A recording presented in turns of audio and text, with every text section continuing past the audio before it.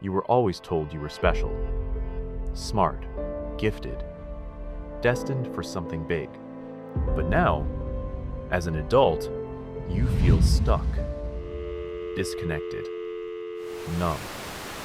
What if the praise that once built you up became the very thing that broke you down?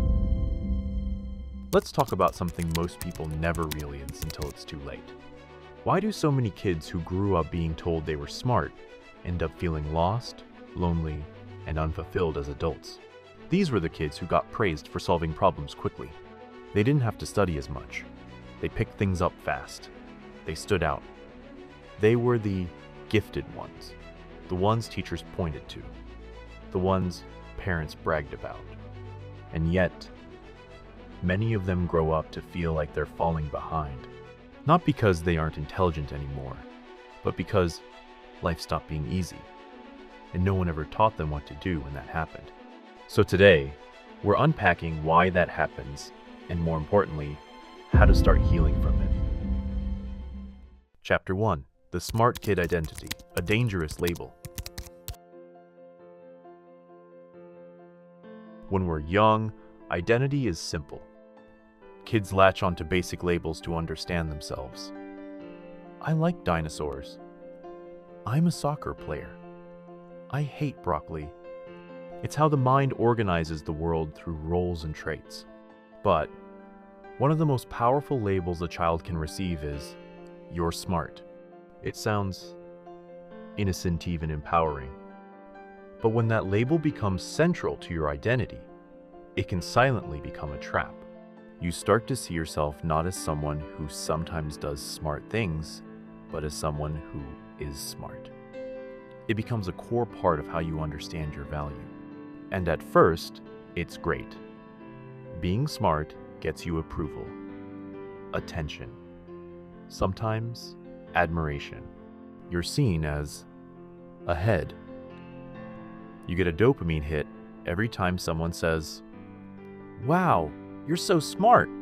But here's what no one tells you. The moment your worth is tied to being smart, it becomes something you need to protect. Chapter 2.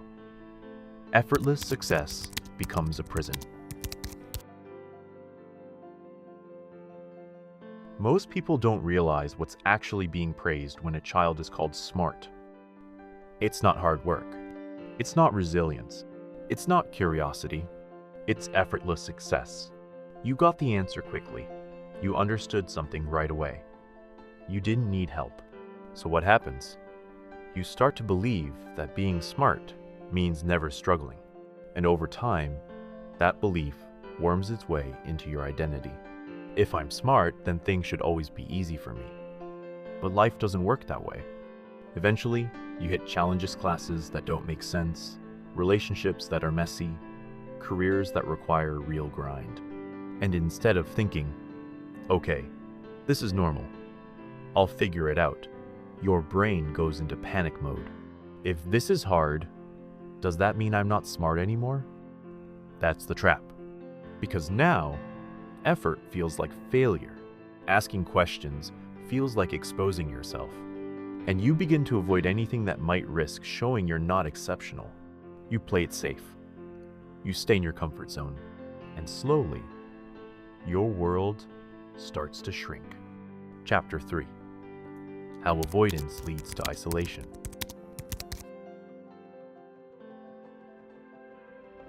As your world narrows, something else starts to disappear connection. See, real friendships are formed through shared experiences, struggling together, laughing through awkward moments, taking risks, failing, learning, and doing it all with other people. But if you've built an identity around avoiding failure, you avoid those moments too. You don't join the club because you might not be good at it. You skip the party because small talk feels unnatural. You avoid group projects because they're unpredictable. Little by little, you step out of the social flow. And you don't even notice it at first because you're not alone, technically. You have classmates, coworkers, maybe even a social life, but something feels off. You feel like you're watching life happen, instead of participating in it. You're on the outside, looking in even when you're in the room. That's when the loneliness creeps in. Chapter 4. When intelligence replaces connection.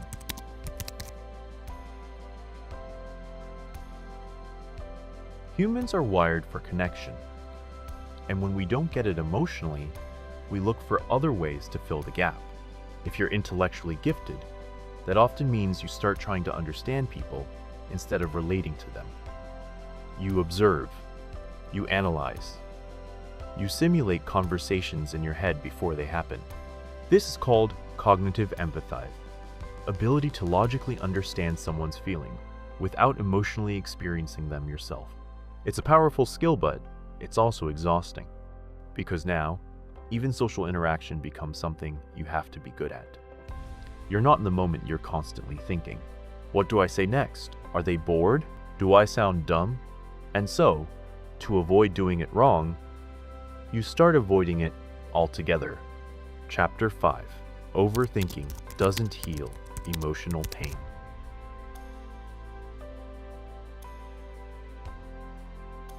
You're smart, right? So you should be able to figure this out. You start writing about it, thinking through it, analyzing your patterns. You build logical arguments to convince yourself you're okay. But it never quite works. Because here's the hard truth. You can't think your way out of emotional pain. You can't out-analyze loneliness. You can't logic your way to self-worth. Intelligence is an incredible tool for solving external problems. But when you try to use it to fix how you feel inside, you just create loops. Endless loops. Why do I feel this way? What does that mean? What's wrong with me? And there's no exit, because emotions aren't puzzles to solve. They're signals to feel. Chapter 6. The final defense. Arrogance as protection. Eventually, the pain becomes too sharp. The loneliness too constant. And that's when the ego steps in with one last defense. I'm just different. Other people don't get me. I'm too deep for surface-level friendships. It's not arrogance, it's self-protection. It hurts less to believe you're above everyone than to admit you feel left out. But the cost is high. That belief builds a wall around you. And even when you want connection, you can't reach for it. Because connection requires humility. It requires presence. It requires being seen, not as a genius, not as a project, but as a messy, imperfect human being. Chapter 7. The way out. Let go of being smart. So, how do you break the cycle? You let go of the identity that once protected you, the smart kid. Not because intelligence is bad, but because building your worth on it is unsustainable. When your value depends on how effortless you are, you'll avoid anything that challenges you. And eventually, that avoidance will choke your growth. So you build a new identity one, rooted not in being smart, but in being willing to grow. You stop asking, how can I prove I'm intelligent? And start asking, what will help me move forward even if I suck at it right now? You let yourself try. Fail. Be awkward. You show up, not to impress but to participate. That's where connection begins. That's where healing begins. That's where life begins.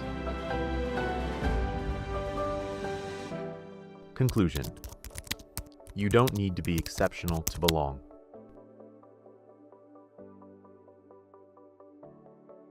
If any of this hit home, if you saw yourself in these patterns, you're not broken.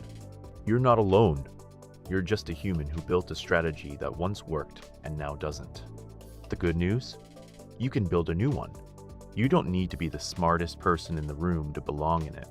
You just need to show up, not as a genius, not as a project, but as a person. If you've spent your life trying to be impressive, maybe it's time to try being real. That's where connection lives. That's where you start to feel again. That's where you come home.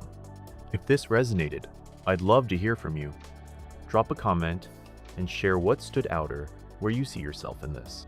Chances are, someone else reading it feels the exact same way, and they're just waiting for someone to say it first. You're not alone. Thanks for watching, and take care of your mind. See you in the next one.